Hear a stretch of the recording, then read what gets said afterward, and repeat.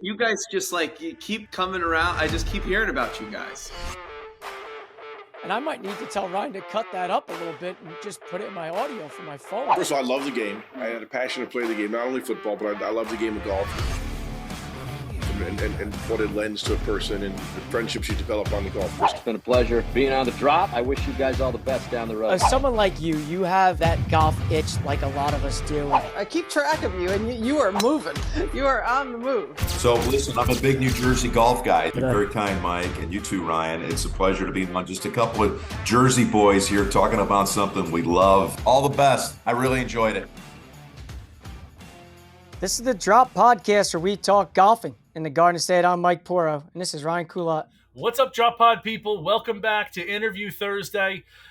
Mike, we got one of the most lovable guys I would say that we've had on, Drew Jordan, director of golf at Hamilton Farm, and by lovable I mean I didn't know who Drew was when we got out to play Hamilton Farm, and then he brought a football out, and we were throwing the football together on the fifth and sixth hole. So, just like that's the kind of guy Drew is. It just so awesome to get to know him and meet him. And as we've said, the golf world is so open and accepting. I know we got connections because he's close with Chris Dimmick. You're obviously close with Chris. We've become close with Chris and being at Manasquan. So we have, there's a full circle connection here. But I think that's just what the golf industry is. It's just, a big family for sure. So having Drew on was really really a lot of fun and just I think a fun interview and just a great dude. Really was. Yeah. I mean, listen, we get the background of Drew about how he got into the game and how he kind of navigated his way, kind of around and about and ended up at Hamilton Farm. And then the second half of it, we kind of preview the 105th Open Championship for New Jersey Golf with a bunch of big time players going into a big time place starting next Tuesday. And who better to get on than Drew to kind of break the whole thing down? Front nine, back nine, gettable holes to be careful on. It's, again, one of those things that we've been lucky enough to do and hopefully help the caddies, the participants that don't get a chance to play a practice round on your drive in. Tune in and listen. Give it a listen. Yeah. Yeah. So without further ado, here's our interview with Drew Jordan. Enjoy.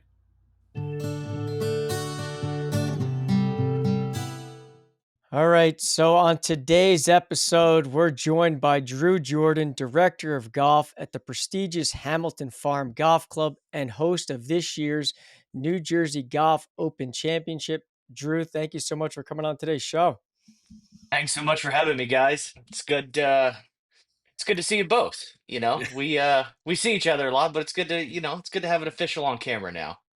For sure, good to be seen. Yeah, I'm excited to have this.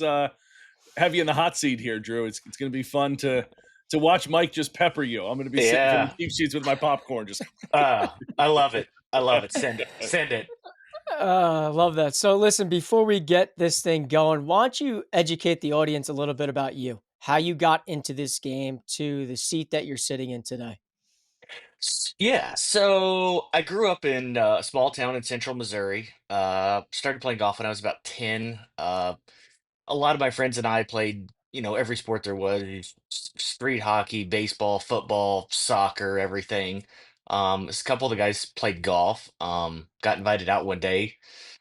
It was a lot of fun, really enjoyed it, and kind of got the bug a little bit. It wasn't as fun as baseball because it was a little, I don't know, it was a little boring as a 10-year-old, but then it kind of grows on you a little bit, and over time, just sort of fell in love with the game. It's, as we're all aware, it's incredibly challenging. There's no perfecting it. But you try, and that's kind of what drew me in. Played high school golf. Had a nice junior career. Went on to play a little bit in college, and then kind of after that, I didn't really know what I wanted to do for a living. The local pro at the golf course, who I'd known forever, said, "Hey, if you need a job this summer, why don't you come work for me?" And that with really no intentions or thought about it a whole lot. Summer turned into, through the winter turned into another spring, and it was like, and he told me like, hey, why don't you, think about taking your PAT and starting your book work, and you could make a career out of this. So I did that, took the PAT, fortunately made it through that. Went to went to work at a couple local clubs in my hometown. So tons of great friends, great relationships, people that I'd known forever. One of my bosses was one of my best friends from high school's older brother, who we're talking about a town of 4,000, so you kind of know everybody. But you learn a lot from these people. Try and soak it in. When I was 25 or so, 20, late, almost 25, I guess. A friend I went to high school with moved to Arizona. I went to visit her one weekend. We were just hanging out in Scottsdale, and it was like, wow, this is kind of fun. You know what? So I started applying for assistant jobs in Scottsdale. Moved out there, was there for a couple of years. Ended up getting a job at Castle Pines out in Colorado, which was really cool. Was there for just one summer. Ended up at Ocean Reef from there. Spent a couple seasons at Ocean Reef, and then ended up at Hamilton in 2014. And it's been great. The game's been good to me. I've thoroughly enjoyed all the travel, made a ton of friends, met a ton of fascinating people. It's just been a cool way through life. And also, I've lived in, I don't know, feels like 57 states. So, but when you're 26 years old and single, it's fun. Everything you own fits in your car. If you have something that doesn't, well, it just doesn't make it to the next move. Yeah. And I've been here for 12 years now. It's my 12th season at Hamilton. I've married my lovely wife. It'll be 9 years this December. We've got a beautiful almost 5-year old in 3 weeks. Getting ready to send her off to kindergarten, which I'm, Terrified of. yeah, no, I'm not ready for that. I still want to carry her around and pretend she's one, but when she says, "Daddy, I'm not a baby, I can walk," well, I don't want you to. I'd like you to stay just like this forever. But no, it's great. A lot of travel through life. It got me here. New Jersey's been great to me. Hamilton Farm's been awesome. I made a ton of friends, Mike, as you're well aware. Chris Dimmick and I worked together at Ocean Reef, became very close friends. Both ended up in New Jersey, back in New Jersey at the same time. So some very long-term relationships that I've had for not being here my whole life, but it's home now. I love it. So it's been a fun journey. I wouldn't take anything back. I enjoyed all the moves, all the car rides, all the stuff that comes along with the assistant pro life of trying to figure out how you're going to make it. It is such an industry that does create such genuine friendships. Mike and I have said that, like, the golf industry, the people are so kind and like wanting to help, really is what it is. And Mike and I say it all the time. We're two guys that don't have really, we just kind of started this thing, but like people like yourself have jumped in and just been like so open arms to us. And I think that's such a microcosm of what the golf industry is, that everybody is so genuine and just wants golf to be, you know, put on a plateau. For sure, for sure. And one of the great things about golf is that, it's such a high character game. And one of the, there's nothing more high character than being friendly and open, open to others. You guys started this. I thought it was awesome. It kind of blew up a little bit. And it's really cool to see how you guys have grown. I mean, you're a regular watch and listen for a lot of people. I love seeing the pop-up ads on, or the previews on Instagram, like, oh, that's cool. New host, like that. And it's awesome. But I really think, Ryan, you kind of nailed that. Like, it's part of the game. Like, people love to help other people in this game. It's really cool to see other people succeed, and there's a ton of different ways to be a part of the game and be successful in the game in every capacity. So it it's definitely one of those games where you remember who you played golf with a lot of times 12 years ago, that one day you played at whatever golf course. It's like, oh yeah, no. And you run into him at ShopRite when you're, going to pick up milk, and it's all of a sudden somebody you kind of know and recognize and see. But that's just kind of what this game does. It brings people together in such a cool way. Did when you're on your journey there and you're talking about traveling in your car from stop to stop, Getting to Hamilton Farm specifically, did you go from Ocean Reef as an assistant there to the director of golf at Hamilton Farm, or was there a climb the ladder at Hamilton Farm? So when I was at Ocean Reef, I got hired as the head professional. Matt Freitag, who's now at RTJ, he's the general manager, director of golf at RTJ in Manassas, was the director of golf. He hired me to be the head pro in 2014. And March of 2014, I did a little back and forth, kind of helping open the shop in March here, while still having duties at Ocean Reef. So it was a couple trips back and forth. And fortunately, in March at Hamilton Farm, there's a mansion that's wide open, so it's nice to have somewhere to stay. It's only 40 minutes from the airport, so I did a little of that a couple times in March just to help get the shop set up. Um, but yeah, and then I was in that position for 3 years.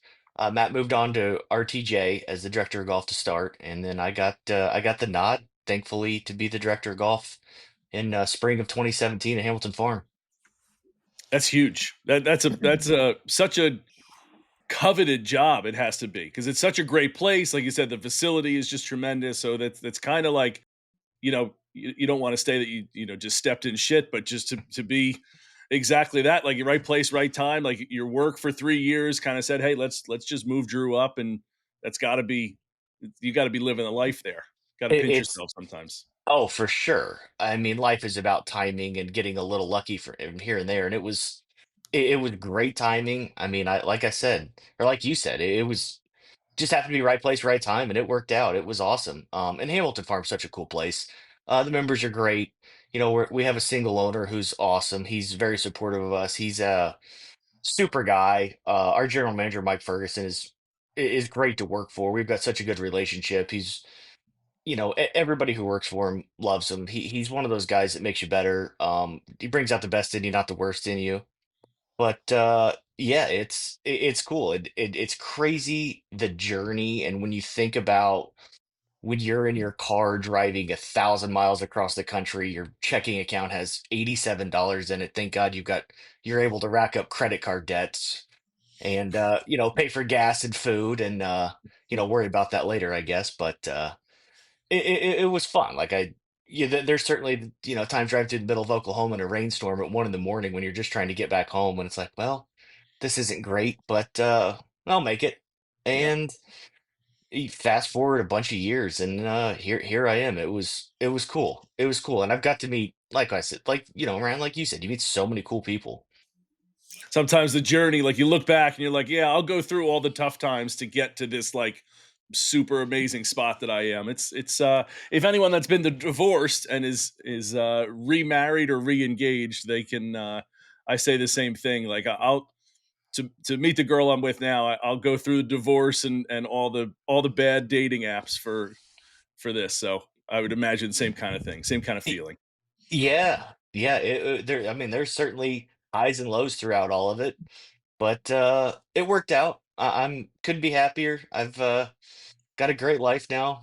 My wife is unfortunately using her office. It's the light pink is not my choice of office color, but she works in here, not me. So I it's think it suits you. I think it suits I you. I don't mind. I like pastels.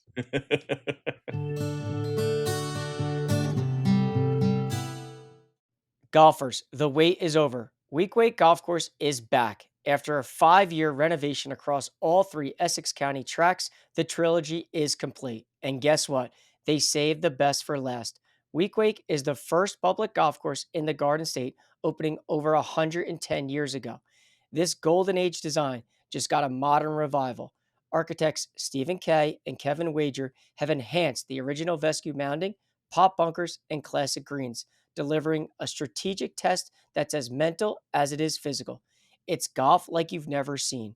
Vintage architecture set against an urban backdrop, with planes soaring from Newark Liberty International Airport, views of the Anheuser-Busch Brewery, and even glimpses of One World Trade. Weequake is truly one of a kind. Modern turf with old school soul. You'll feel the ghost of the game walking with you, asking where the hickory shafts went. Weekquake Golf Course reopens Thursday, July 31st. Be a part of the next chapter in Garden State Golf.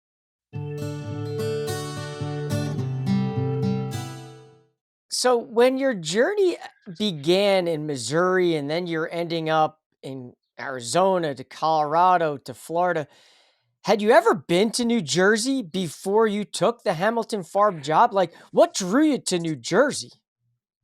Well, when I lived in Arizona, my mom and dad and sister had never been to New York City, nor had I. My dad still had, and maybe he has since. He had no interest in that trip. So my mom and sister and I flew in, and so my experience in New Jersey was I landed in Newark. I got on a bus. You go through the magical Holland Tunnel into Penn Station. Um, that was New Jersey. That's the only thing I knew Wow. about New Jersey. I mean, and obviously the terrible stereotypes of the the Jersey Shore and some of that. The greatest TV show of all time, The Sopranos, was also part of that. But yeah, that was my experience in New Jersey. So my first time in New Jersey, I think my first interview was in January. I think it was right after the PGA show. Because my boss, Scott Kirkwood at Ocean Reef, ran into Matt Freitag at the PGA show and said, "Hey, my head pro just got a job. Do you have anyone?" And we actually had some members at Hamilton Farm and Ocean Reef that I knew a little bit. So I flew up. It was 86 degrees when I got on the plane in Miami, landed in Newark.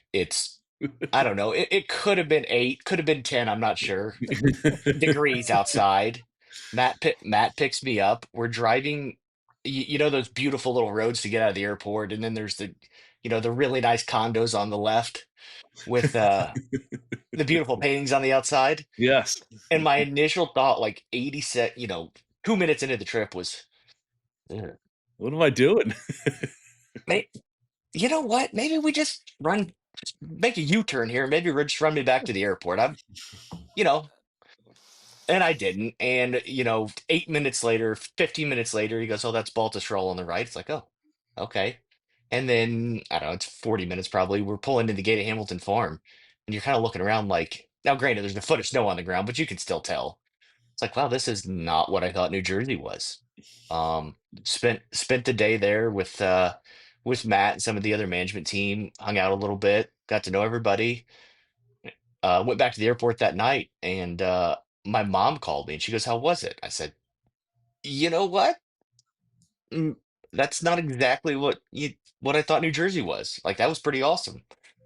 Another round of interviews. I ended up getting a call in early March and said, "Hey, come on up." So that was spectacular. It not somewhere I thought I was going to end up in New Jersey, but it's hard to plan life out stop by stop, and it's been great. I have nothing bad to say about it other than taxes. It's funny that so many people have the same idea of New Jersey. Like they land in Newark and all you get is Newark, right? Or Yeah, you head into the city and then it's like, okay, beautiful Holland Tunnel. And for you, like you got that, you got the Sopranos, and you got that train wreck of the show Jersey Shore. Like those are your three ideas of such a diverse state. Like, yes, right. we have that up at the airport, but then we go 40 minutes and you have such a beautiful, I mean, like we're both wearing it, like it's a farm and it's Li- beautiful landscape and it's beautiful like country out there.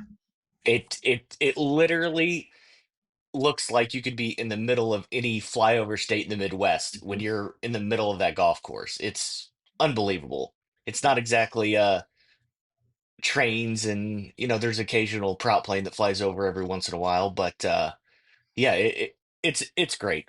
I've got not like I said, it's been awesome to me. I love almost everything about New Jersey. Hamilton Farm's been an exceptional home. A lot of people there become family. You spend so much time with the people you work with, the regular members, that it really becomes kind of like a one big family, and it's been really cool. Well, yeah, listen. So let's talk about this golf course because, Ryan and I have had the privilege of coming out there and seeing that place, but we do know what's in store next week with, the 105th Open Championship coming to your golf course out there. and I'm sure the majority of the people out there have seen this facility and what top notch and first class that, treatment they're going to get there. What are some things that you are looking forward to with this great field coming into your place? You know, it's a golf tournament. One of my favorite things is competing. It'll be a ton of fun seeing. I mean, there's I don't know 125 people in the field. I would say I'm really friendly or at least acquaintances with I don't know 75 of them. So it's kind of like having uh the world's biggest barbecue at your house, and all your friends are coming over, and you're getting to show off your really cool backyard, and then you get to play golf for a few days and hopefully hit it fewer times than more, but it'll be really cool having a lot of friends at the club. The golf course typically speaks for itself. Mother Nature's one of those things you can't control. I hope it's walking only for 3 days, so I hope it's 72 degrees, maybe a 5 mile an hour wind, but it won't be. But it'll be really cool to have a lot of friends kind of show off the place. We've had the pro scratch for years. We've had some pro-ams over the years. So most people in the field have seen the golf course a few times or even plenty of times. There's probably not a ton of first timers, but the golf course has really evolved over the last few years. We did some renovations, added some tees. Uh, the playing surfaces have been incredible recently. We just had the Ike a few weeks ago. The golf course played really well for that. Um, we try and keep the greens at I'll say playable speed. They're challenging, but there's some of them move enough that if they get to some of the numbers you hear on TV a little bit, 13, 14, 14 and a half, it sort of becomes less who's playing better and who gets luckier because it can turn into goofy golf a little bit, and that's not what anybody wants. If whoever plays the best and does everything tee to green the best, and ultimately the guy who makes the most putts is going to win. And that's kind of what you want. You don't want a couple bad breaks of just getting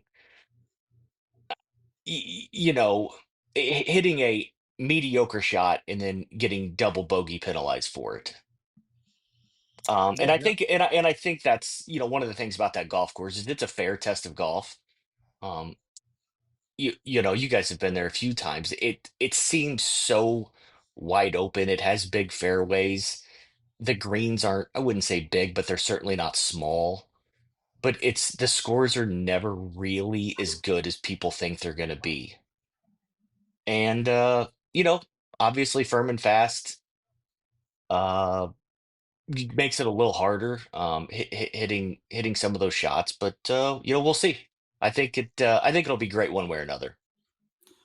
And I think let's kind of go through the golf course and let's start on the front nine because I Okay. know, there are some gettable holes and there's also some holes that can kind of bite you in the butt if you're not really staying focused or on task.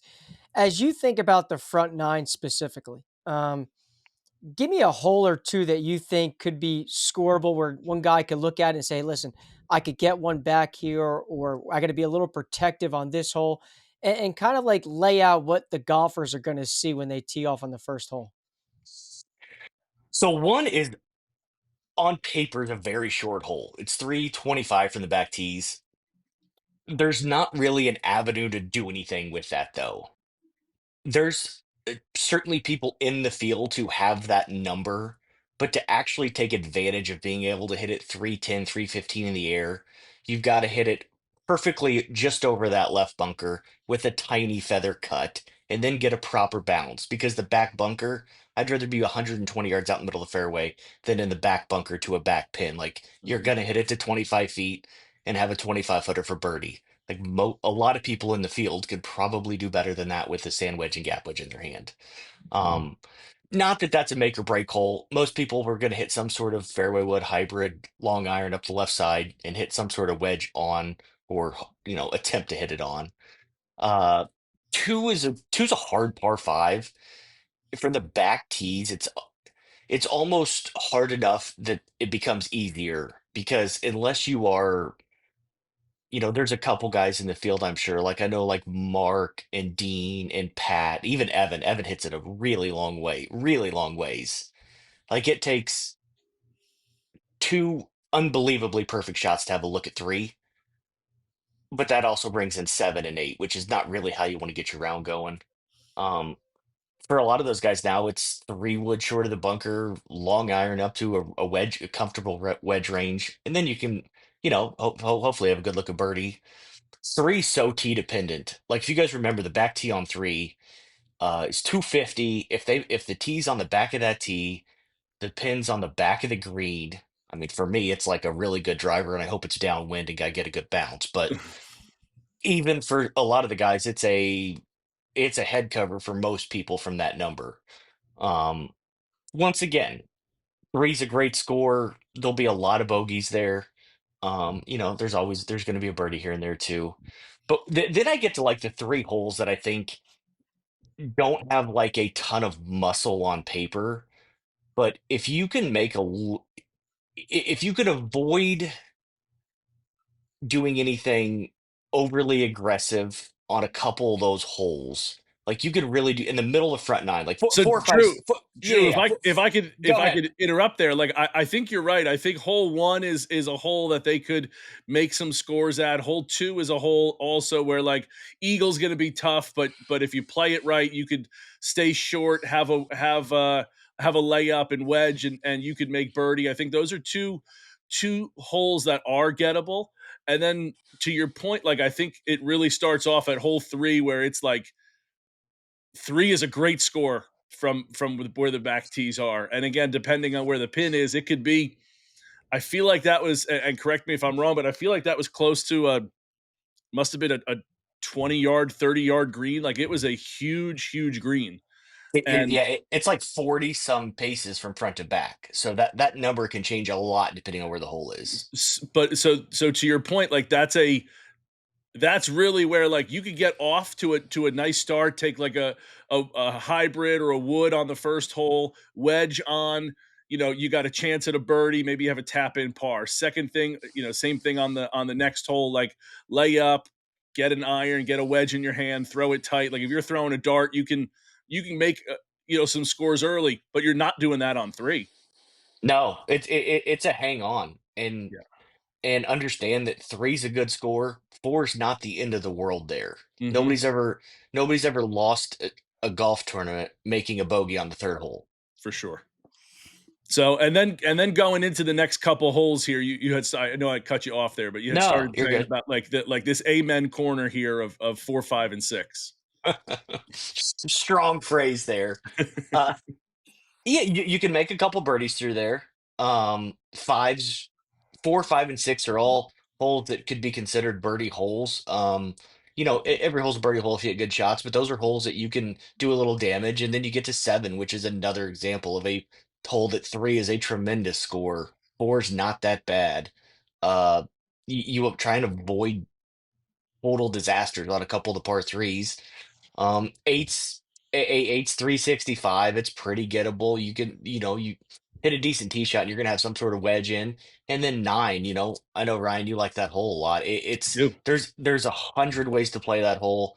I don't know that there's a right way or wrong way. I mean, the right ways to hit it as far as Dean Graaserman does and hit 8 iron in on a 600-yard par five and make eagle, but some people, choose, guys like myself try and hit it like 264 down the right center, hopefully get a couple good bounces up to 270, lay it up in the middle of the next fairway and try and hit a good wedge shot. But there's so many there's so many chances to make birdie and eagle on that hole, and there's so many ways to make double. So it's that's kind of one of those you need to get there's a stretch through there that you need to do some damage on.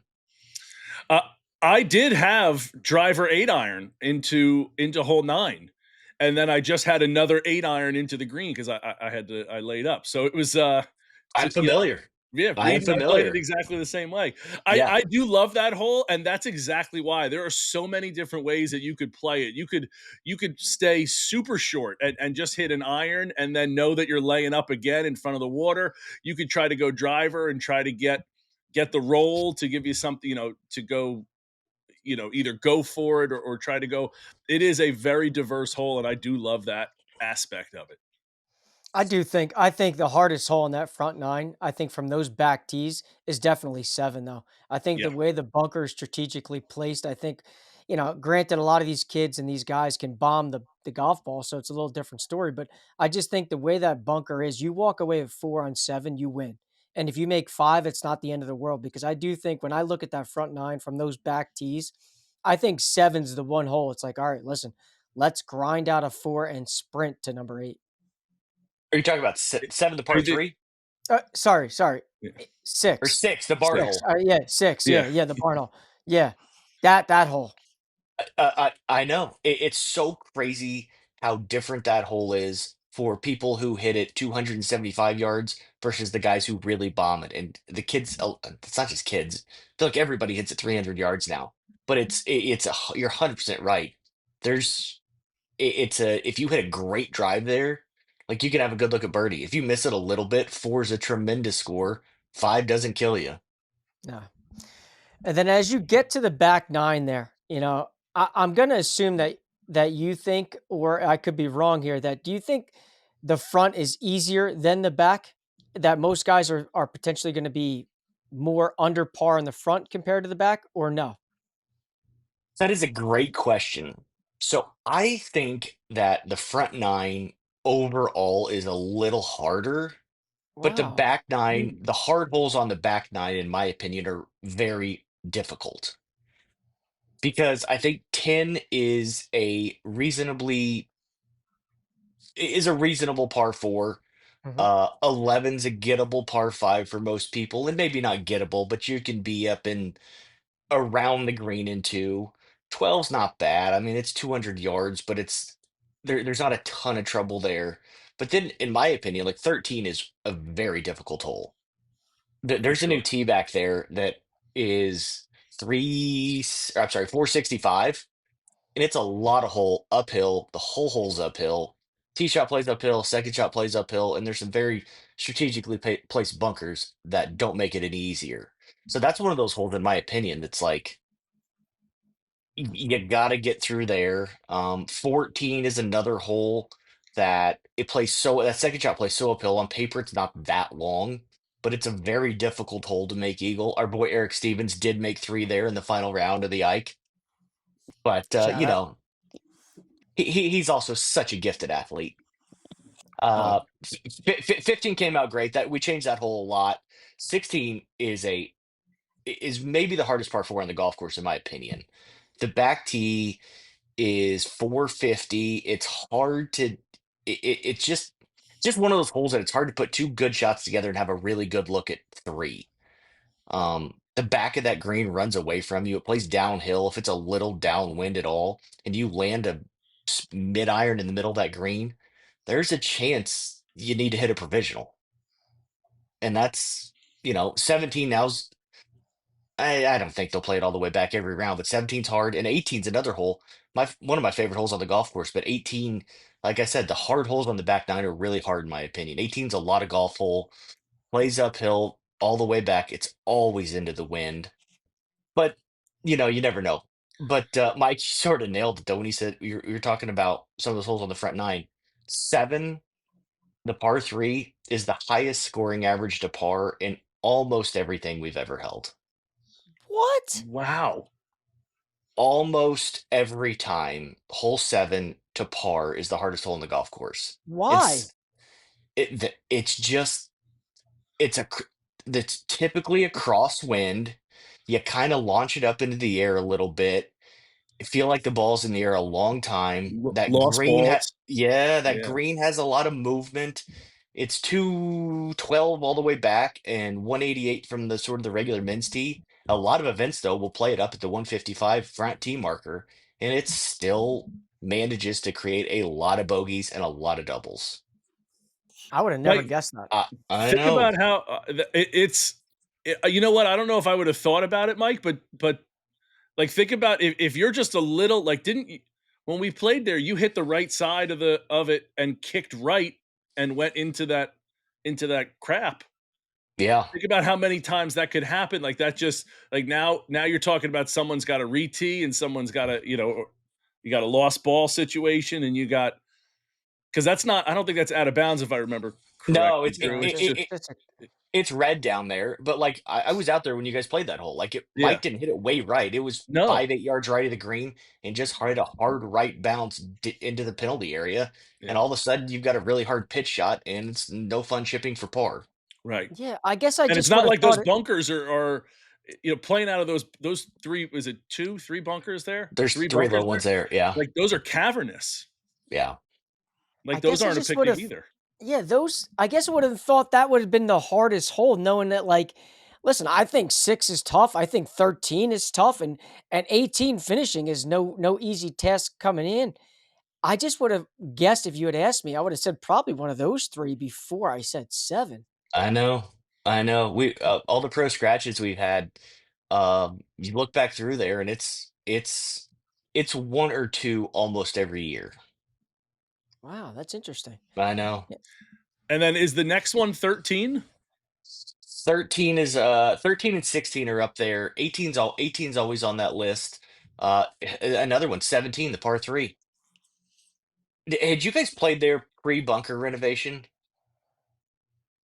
When did you do the bunkers? Tw- 20, I was during COVID actually. Oh, Yeah, we we were there. did. We played Yeah, after. we were there last year.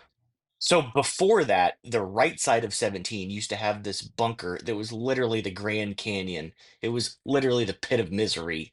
You're 20 feet below the green, and it was so wide, you could have a 40-yard bunker shot and have to elevate it 3 stories. It was brutal hard. Now there's a little, they're kind of staircase down through there, but that's second, first or second round of the Ike, that was the hardest hole. Yeah, that's another hole that I would Yeah. probably would have guessed way before 7. I Yeah. truly would have. I'm kind of stunned by that, but so I can see to your point about like maybe the back 9 having some harder holes in a sense, but I also see the back 9 having more scoring opportunities as well. Yeah. Yeah, Yeah. Drew, I think you were spot on with that. I think that's spot on. Yeah, Yeah, yeah, you can.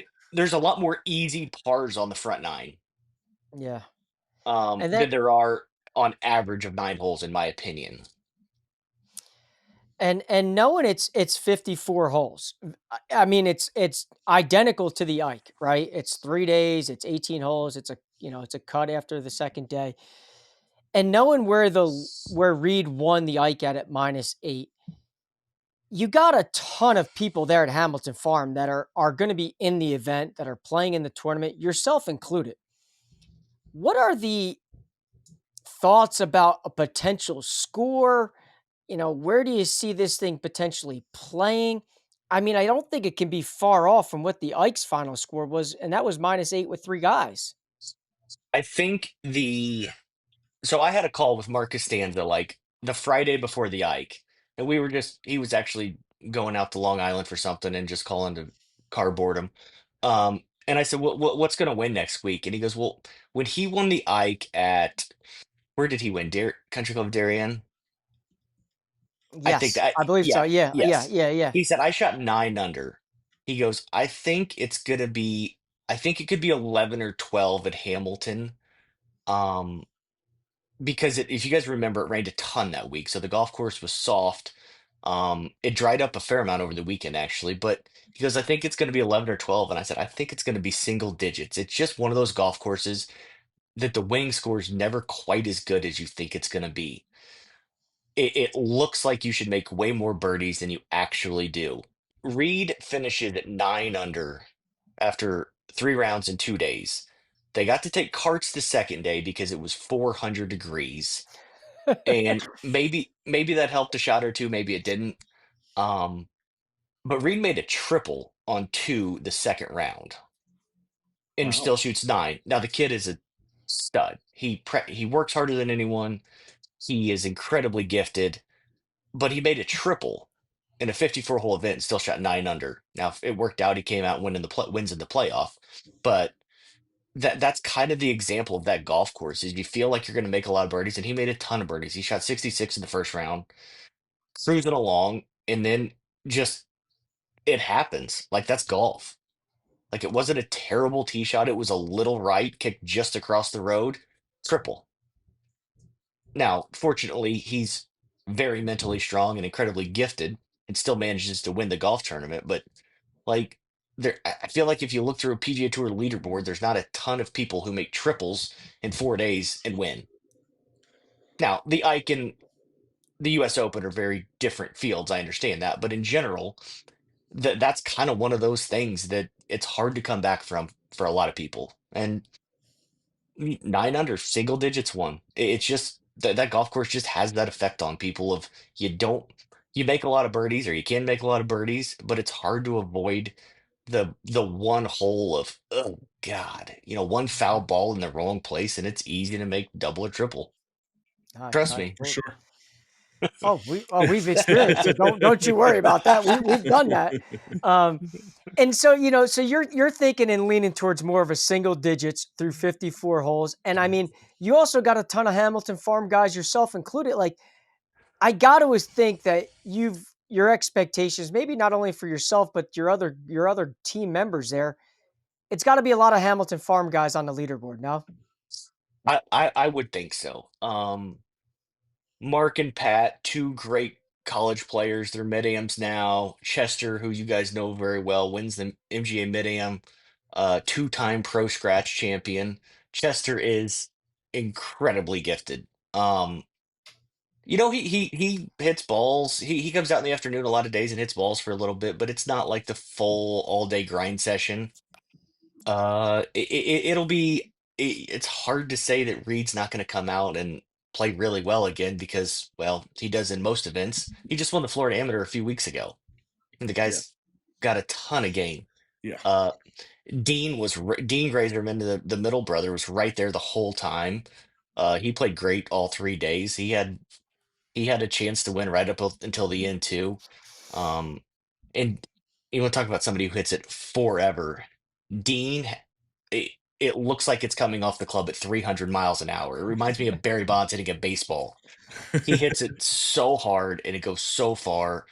Um, a bunch of those guys, any given day could go out and catch a little fire. And I mean, it could be 16 under for 3 days. It's probably not going to be, but it could be.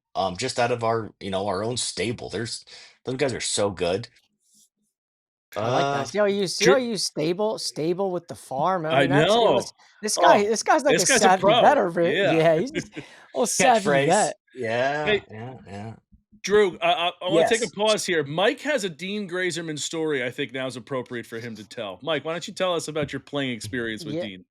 Yeah. So speaking of how far Dean hits the ball, I back when I like really played and tried to grind my way through golf, I qualified for the state open at the Ridge of Backbrook. And in my 2 rounds of playing, because I didn't make the cut, I played with Dean. And I'll never forget, it was one of the holes on the front nine, and I hit what I think is a great drive for someone like me, and I probably hit it like my normal 250, 260, 270 down the fairway. And, Dean mashes his, right? Hits it. But I'm not, we're walking to the balls, and Dean saying something to me like, oh, what do you do for a living? And I'm like, I'm just a school teacher, blah, blah, blah. Before you know it, like we're looking around, like we get to my ball, can't find his. I tell my caddy, I'm like, do me a favor, just laser his ball to see how far he's like legit 80 yards in front of me. Yeah, I I'm believe like, it. I can't compete with these guys. No, no, I believe it. We used to have a big Friday afternoon game, and one day Dean's in the group behind me, and from the back tees, it's 332 to the front edge of 10 if you take a direct line. And I've got like a 20-footer for birdie on the back of the green after hitting driver 9 iron. And it could have been pitching wedge. There's a thud. Dean flies one to the front of the green. I was like, how is that possible? It's It's unbelievable. Yeah, you know it's what? absolutely melted. What it is unhealthy. It's unhealthy for everyone's mental state and probably for his body. It's certainly not good for our ego. No. I just kind of threw the towel in at that point, but nonetheless, how let's kind of like talk about your game too and your expectations going into this. And I know sometimes when you're the host, there's a lot of other things that fall on your plate, and the idea of playing and practicing aren't that high. But how do you feel about your game heading into this thing? My game is, as the great Forrest Gump says, a little bit of a box of chocolates. Um, I don't spend a ton of time practicing. I don't play a ton. I probably will play a little bit more coming up to it this week. I think still have the game at Hamilton Farm to go out and shoot a two, hopefully three good, decent numbers. I would not put myself if DraftKings is making odds. I'm probably not in on that first page you scroll through. But I if I go out and I can shoot under 75 a couple days, could be a little better some days. It certainly could be worse some days. It's fine. 7,200 yard golf course when you're flying at 251 when you hit it good. It's going to be hard to shoot a really good number and compete with some of these guys, but it's not just about how far you hit it. It certainly helps, but I hope I can go out and play well enough to play all 3 days. It'd be fun to make some birdies. It'd be fun to play decent. Um, hopefully we don't have to look for my golf ball very much. That's never fun when you're the host pro and you spend half the day looking for your golf ball. True. But you never know.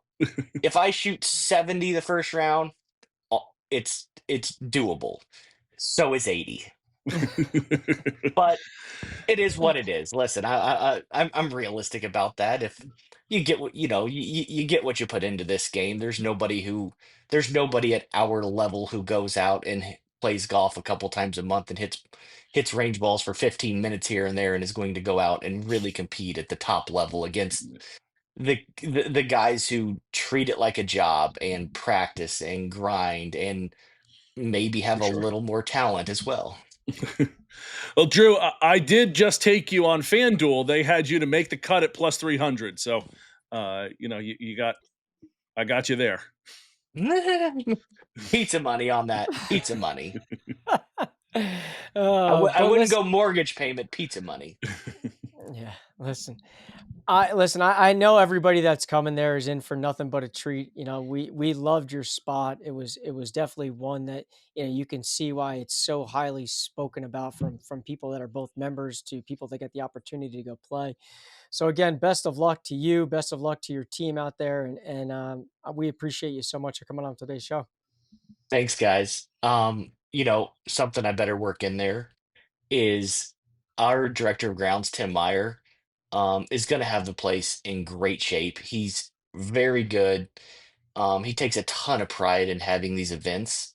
I'm really excited to see how the golf course shows and how it's going to be really good or great. Obviously we can't control weather, but I'm really looking forward. The club's really looking forward to having 125 of our closest golf friends in New Jersey come out and for a few days. But thank you guys for having me. It's been awesome. It's always good to hang. For sure. Yeah. Thanks, Drew. Really appreciate it. And Of just, course. I want to echo Mike's point. I absolutely loved your place. It's one of my favorite spots. And thank you for having us out and best of luck this week as you guys gear up here. Thank you so much. Great to see you guys. Take care, bud. Bye.